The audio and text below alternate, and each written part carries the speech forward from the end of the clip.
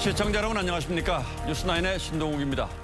검수완박, 요즘 이 네 글자 때문에 우리 국민들이 받는 스트레스가 이루 말할 수가 없습니다. 검찰 수사권 문제는 오랜 논란거리였죠. 때문에 충분한 토론과 국민적 공감대만 있다면 언제든지 바꿀 수 있는 문제입니다. 그런데 대선이 끝나자마자 그것도 정권을 잃은 정당이 마치 군사작전하듯 검수완박을 밀어붙이는 데는 뭔가 이유가 있지 않겠느냐고 생각하는 국민들이 많습니다. 그런데 민주당의 안건 조정위 들러리를 부탁했던 무소속 양양자 의원의 양심 선언이 이 논란에 기름을 끼얹었습니다.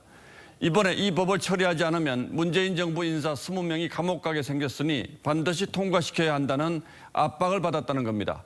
그런데도 민주당은 또 다른 의원을 위장 탈당시켜 법안 처리를 밀어붙이고 있습니다. 지금 국회 상황이 가장 궁금하죠. 취재기자 연결하겠습니다.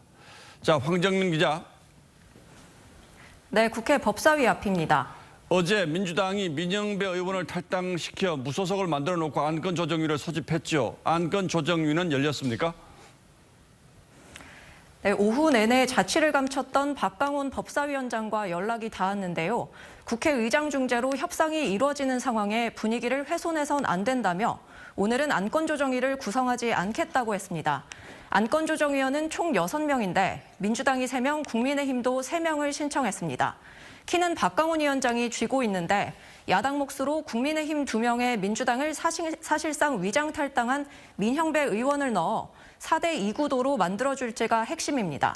박 위원장은 앞서 민 의원을 야당 몫으로 배치할 가능성을 시사했습니다. 비교섭단체 의원으로 국회의장께서 승인한 걸로 알고 있습니다. 그건 법과 규정에 따르는 것입니다. 본인이 발의한 법안을 가지고 야당으로 들어와서 뭘 하겠습니까? 찬성밖에 더 하겠습니까, 이분이? 그런데 민주당의 박홍근 원내대표는 내일 본회의 소집을 요구하고 있지 않습니까? 가능한 상황입니까?